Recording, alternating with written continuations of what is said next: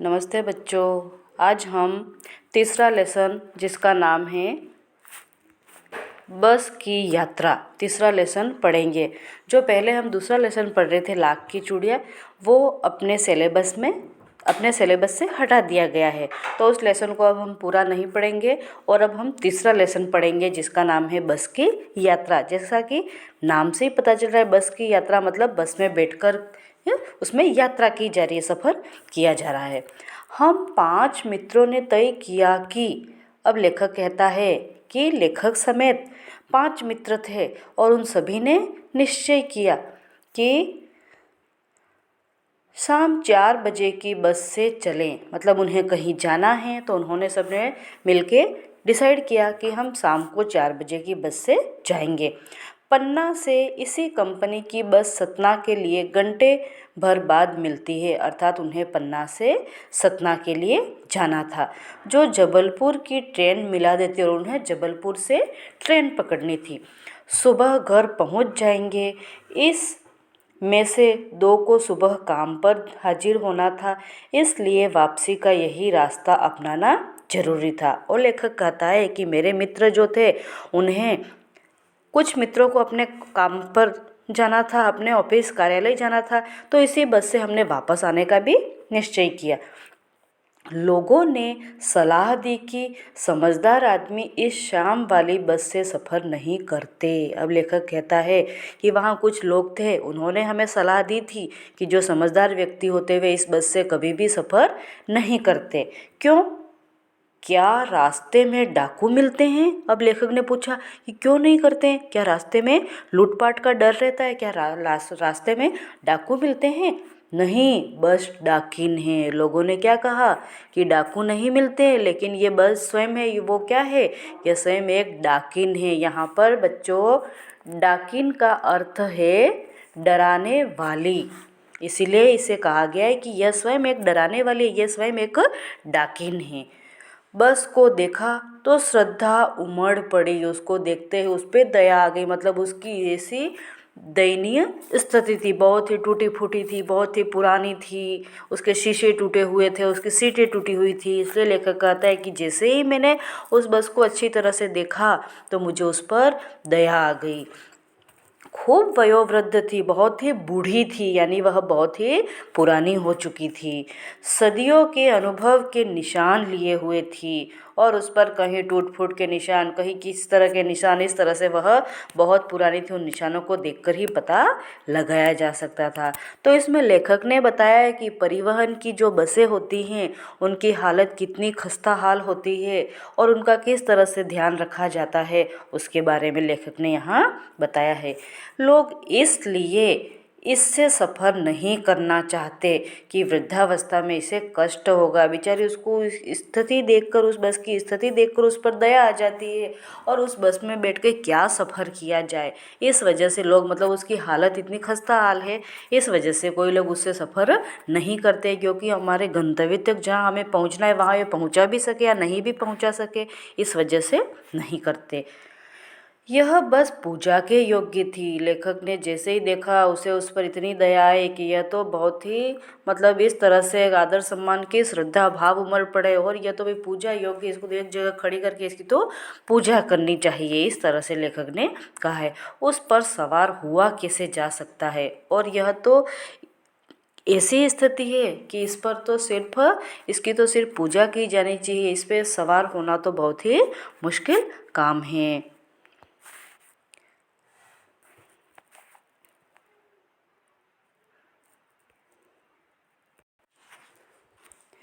बस कंपनी के एक हिस्सेदार भी उसी बस से जा रहे थे।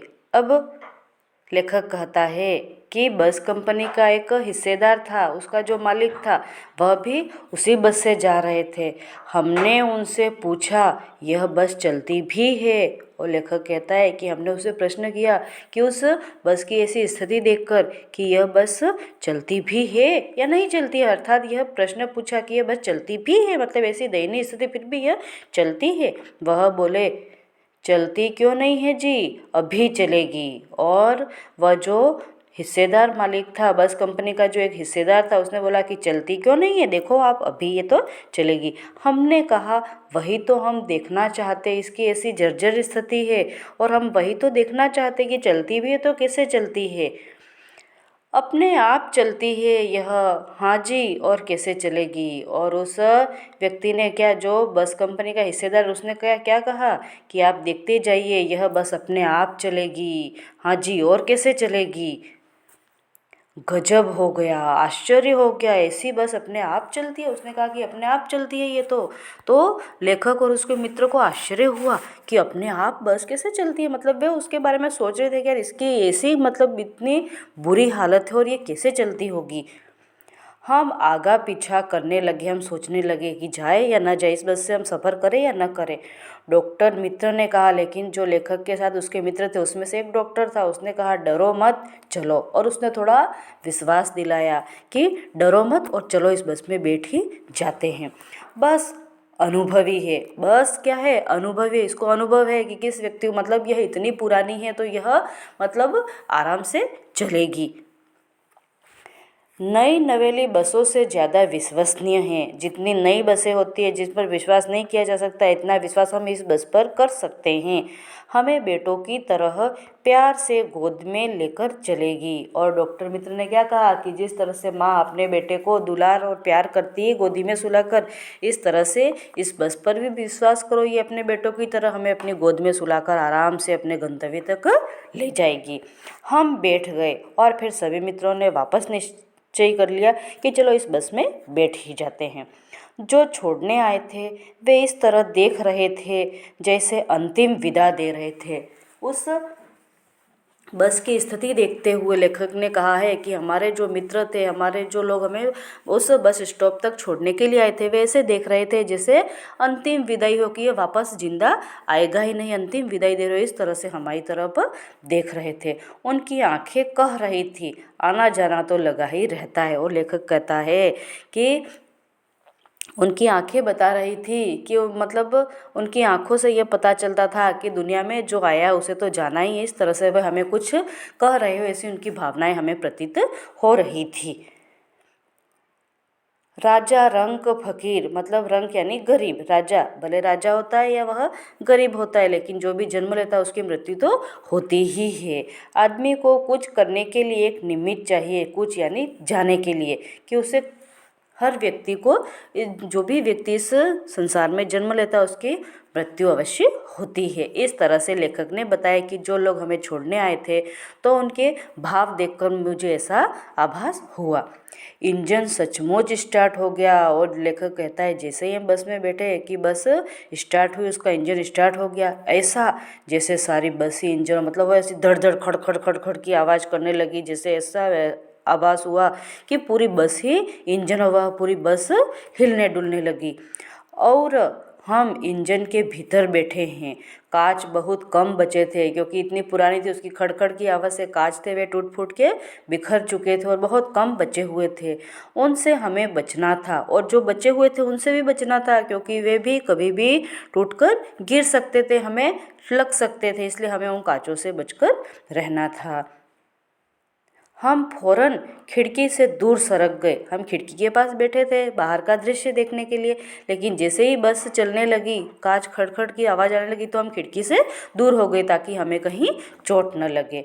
इंजन चल रहा था, हमें लग रहा था कि हमारी सीट के नीचे इंजन है। और लेखक कहता है कि अब इंजन चल रहा था और हमें ऐसा लग रहा था कि जैसे हमारी सीट के नीचे ही पूरा इंजन, मतलब इस तरह से वह इतना ज़ोर ज़ोर से आवाज़ कर रही थी, तो हमें प्रतीत होता कि इंजन तो हमारी सीट के नीचे ही है, क्योंकि उसकी खड़खड़ गड़गड़ की आवाज़ और वह जो चल रही थी धीरे धीरे, उस जो इंजन की बहुत ही जो आवाज़ थी सर दर्द करने वाली, उससे प्रतीत होता है कि वह इंजन हमारी सीट के नीचे ही हो, हमें ऐसा लग रहा था। अब प्रश्नोत्तर। पहला प्रश्न, मैंने उस कंपनी के हिस्सेदार की तरफ पहली बार श्रद्धा भाव से देखा। लेखक के मन में हिस्सेदार साहब के लिए श्रद्धा क्यों जग गई? क्योंकि उन्होंने कहा कि यह बस चलती है, आप देखिएगा, और वह भी अपने आप चलेगी। यह कहा इसलिए लोगों ने सलाह दी कि समझदार आदमी इस शाम वाली बस से सफ़र नहीं करते। लोगों ने सलाह क्यों दी? क्योंकि वह बस बहुत पुरानी हो चुकी थी और उसकी हालत बहुत ही दयनीय थी। इस वजह से कहा कि बीच रास्ते में कहीं भी ख़राब हो सकती है और ये इतनी डराने वाली कि अपने गंतव्य तक हमें पहुंचाए या न पहुंचाए, इस वजह से उन्हें कहा था। ऐसा जैसे सारी बस ही इंजन और हम इंजन के भीतर बैठे। लेखक ने ऐसा क्यों कहा? क्योंकि जैसे ही उस बस के अंदर बैठे तो वह इंजन स्टार्ट हुआ तो उसकी इतनी खड़खड़ भड़बड़ की आवाज़ आने लगी कि ऐसा प्रतीत हुआ कि हम इंजन के अंदर बैठे हुए, बस के अंदर नहीं बल्कि हम इंजन के अंदर बैठे हुए हैं। और ऐसा प्रतीत हुआ कि इंजन हमारी सीट के नीचे ही लगा है, जो इतना शोर शराबा कर रहा था। इसीलिए लेखक ने ऐसा कहा है। ओके, ये तीनों प्रश्न अपनी कॉपी में सोल्व कर दे और इन्हें याद भी करें। धन्यवाद।